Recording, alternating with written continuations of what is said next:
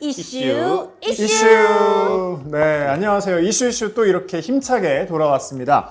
자, 이슈가 지난주에는 좀 쉬어가는 시간을 가졌는데 어떻게 보냈나요, 곰피님?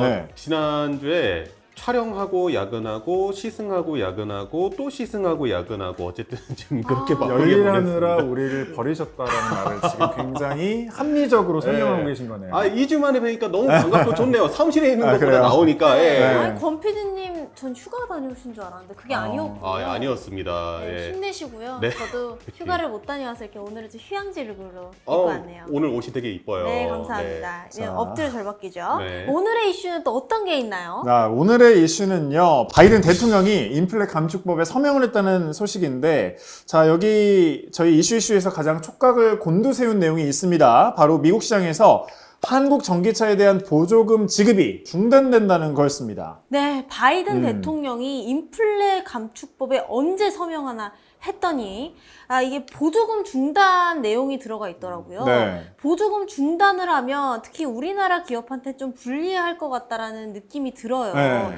일단 지금 우리나라는 테슬라에 보조금 제한을 안 두는데 미국이 이번에 정책을 이렇게 펼쳐지게 되면 어떻게 되는 걸까요? 일단은 왜 굳이 한국산 전기차에 대한 보조금이 중단되려고 하는지 좀 그 이유를 한번 살펴보려고 하고요. 전 세계적으로 인플레이션 문제가 상당히 심각하죠. 미국 역시 상당히 심각하다고 네. 합니다. 그것과 좀 연관이 되어 있는 얘기인데 그 이야기 한번 해보려고 합니다. 네, 오늘 저는 사실 못 드셨어요. 네? 오늘. 갑자기 뭐 밥을 뭐 먹었냐라고 해가지고 당황스럽긴 하겠지만, 네네. 저는 컵라면 먹었거든요. 저도 오늘 사실 컵 누들을 컵 먹었습니다. 누들. 누들. 그러니까 아니, 컵이에요. 아니 여의도 밥값이 엄청 비싸요. 비싸죠, 뭐 햄버거도 비싸죠. 엄청 비싸다고 해서 런치플레이션이다 뭐 이런 말까지 나올 정도인데 미국 시장 역시 이렇게 인플레이션이 좀 엄청나다고 하더라고요. 네네.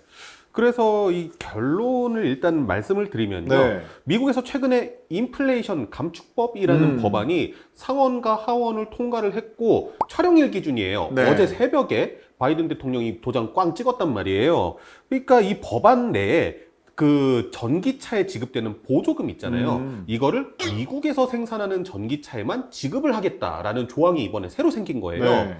그런데 미국에서 판매되고 있는 현대 기아의 전기차들 이거 아직까지는 국내 생산분째다 수출하고 있는 거거든요. 그러니까 미국 내 생산 물량이 아니기 때문에 보조금 지급을 할 수가 없다. 이 보조금만 해도 거의 1,000만 원에 가까운데 말이죠. 네. 네. 그러니까요. 그러니까 미국에서 생산하는 차량만 이제 한정을 시키다 보니까 네. 이거는 자국 산업을 그럼 보호하겠다라는 취지라는 건 알겠습니다. 네. 그런데 인플레이션과 어떤 연관성이 있는지는 잘 모르겠어요. 현대 기아 입장에서는 좀 답답한 그러니까요. 것 같습니다. 네. 답답하겠죠. 네. 이게 상당히 여러 가지 좀 이해 관계가 얽혀있고 복잡한 내용인데 비교적 조금 쉽게 말씀을 드려볼게요. 말씀하셨다시피 미국 내 인플레이션이 상당히 심각한 상황이죠. 그런데 이 인플레이션 감축법은 쉽게 정의를 내려드리자면은 기업에다가 증세를 해서 이 비용을 가지고 국가 재정 적자도 줄이고 의료보험 확대 적용하고 네. 에너지 안보와 기후 변화에 대응하겠다 이런 내용입니다. 저 친척 누나가 미국에 살기 때문에 대충 들었는데 네네. 미국은 의료 그 관련된 게 비용이 너무 높아서 사실 어지간히 아픈 것만 해도 병원에 안 갔고 그냥 뭐 참는다는 뭐 그런 말도 하더라고요. 네네. 기업에 증세를 해서 이런 의료보험 혜택을 확대한다는 거 사실 시민들한테는 좀 엄청난 혜택일 거라는 생각이 들어요. 맞습니다. 네. 그러니까 아마 미국 국민들의 지지를 엄청나게 많이 받은 법안일 거예요. 네. 특히 이번에 11월에 미국의 중간 선거가 예정이 되어 그렇죠. 있거든요. 이게 상원과 하원 의원, 그다음에 공직자에 대한 선거가 이루어지는 건데 이게 대통령 임기 중간에 있는 거다 보니까 약간 중간 평가다 이런 평가적도 네. 있거든요.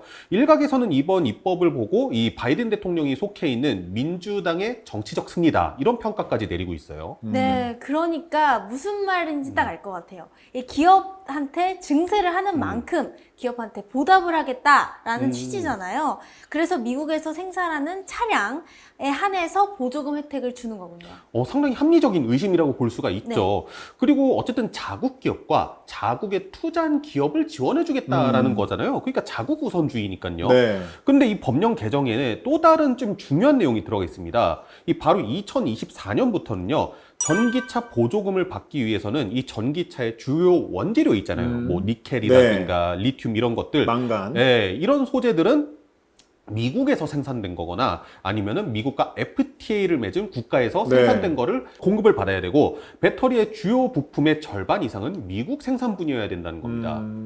네, 이 미국의 치포, 이 동맹이 또 있잖아요. 그래서 네네. 치포 동맹의 연장선으로 자국 우선주의 정책을 지금 펼치겠다는 얘기인데 솔직히 너무한 것 같아요. 제 입장에서는 이제 보조금을 받으려면 우리가 타야 되는 그 차의 배터리 핵심 소재가 어딘지, 배터리 부품은 어디서 생산하는지까지 다 체크를 해야 되는 거잖아요. 그렇죠. 그렇죠, 네. 그렇죠. 오늘 꾸행님이 상당히 날카롭네요. 날카롭고 네, 날카롭- 예리하게. 네, 좋습니다. 근데 아무래도 이 미션은 소비자가 직접 챙기기보다는 이제 기업, 제조사한테 부여한 거라고 봐야 될 것 같아요. 네.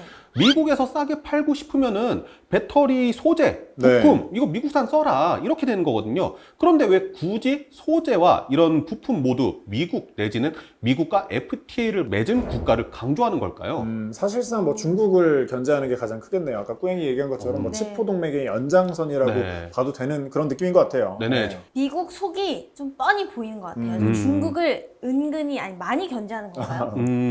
그러니까 글로벌 시장에서 가장 큰 전기차 배터리 업체, 네. 바로 중국의 CATL이죠.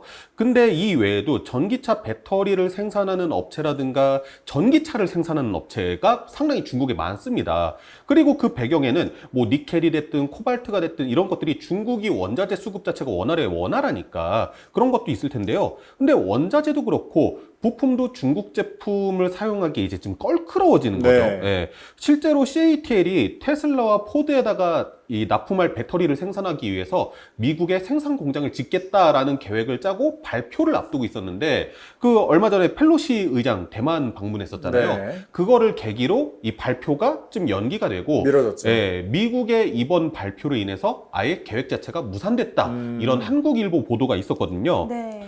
코스트 다운을 위해서 중국산 배터리를 쓰려고 했던 미국 전기차 제조사들도 있을 거 아니에요. 네. 거기도 지금 배터리 공급망 빨리 다시 새롭게 잡아야 되는 상황인 거고 자동차 회사랑 다르게 우리나라 자동차 회사와는 네. 다르게 네. 이제 LG 에너지 솔루션 같은 경우는 CATL 다음 2위잖아요. 예, 국내 배터리 기업은 이번 법안 발표를 호조로 보고 있습니다. 좀 웃긴 상황이죠. 참 그러네요. 각자 이제 네. 입장이 다르다 보니까 그런 것 같은데 그래도 미국의 중간 선거와 이 미중 패권 다툼에 우리나라가 지금 고래 싸움에 새우등 터지는 꼴이 아닌가 싶은 마음이 보입니다. 얼마 전에 일론 머스크가 이 트위터 사건으로 봤을 때 미국 시장의 현대기아 이 전기차 점유율이 현대가 테슬라 다음 아니었을까요? 네, 그때 저희 전에 촬영했을 때 그거 네. 말씀하신 것 같은데 네. 1사분기였죠. 네. 1사분기 판매 비중이 테슬라가 압도적으로 1위였고 네. 그 다음이 바로 현대차 그룹이었거든요. 그 다음이 폭스바겐, 포드 순서였는데 테슬라와 포드는 미국 기업이잖아요. 미국에 전기차를 생산하는 라인이 있단 말이에요. 그리고 폭스바겐도 기존에 그 내연기관차를 생산하던 그 채터누가 공장이라는 공장이 있었는데 이거를 전기차 생산 라인으로 전환하기로 해서 올해 말부터 ID4라는 SUV를 생산을 할 거라고 해요. 현대차 그룹 빼고는 전부 다 미국 생산이 가능한 상황이 된 거예요.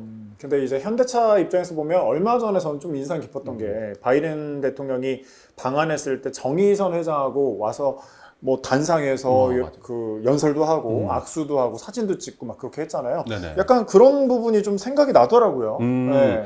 저 현대차도 지금 미국의 전기차 생산 기지를 만들겠다라고 네. 했긴 했는데 현대차 이제 막 첫삽 떴거든요. 그래서 아직까지는 시간이 좀 많이 남았습니다. 이게 2025년 상반기에 공장 가동을 목표로 하고 있는데 그래서 정부나 한국자동차산업협회가 이거 좀 법적 안화 좀 해달라 이렇게 미국에 요구하긴 했는데 현실적으로 받아들여질 가능성은 높지 않다라는 게 중론이기는 합니다. 현재로서 아무래도 방법은 조제 공장을 빠르게 완성하거나 아무래도 여러 그 가동 시기를 앞당겨서 기존의 그 내연기관 생산시설 전기차 라인으로 재빠르게 바꾸는 게 중요할 것 같은데 어쨌든 시간이 걸리는 내용인 것 같아요. 네, 그렇죠. 네. 네. 네, 아무리 빨리 잡아도 2025년에나 수혜를 받을 수 있다고 하니까요. 아직 한참 많이 남은 것 같습니다. 그리고 이 대외 투자를 늘리는 거에 대해서는 그렇죠. 노조의 반대도 꽤 있다 보니까 현대기아로서는 좀 설상가상인 것 같은데 어떡할까요? 아무래도 사실 노조를 무시할 수 있는 부분은 또 아니니까 어떻게 또 헤쳐나갈지 기대를 해봐야 될 것 같은데 인플레이션 감축법 그 서명에 들어간 한국산 전기차 보조금 제외 이슈 아무래도 최근에 좀 잘 나갔었잖아요. 현대 기아차 잘 나갔었는데 실적에도 좀 영향이 발생하지 않을까, 영향을 미치지 않을까 우려스럽기도 합니다. 자, 과연 현대 기아가 이 악재를 어떻게 풀어가야 될지 지켜봐야 될 것 같은데요.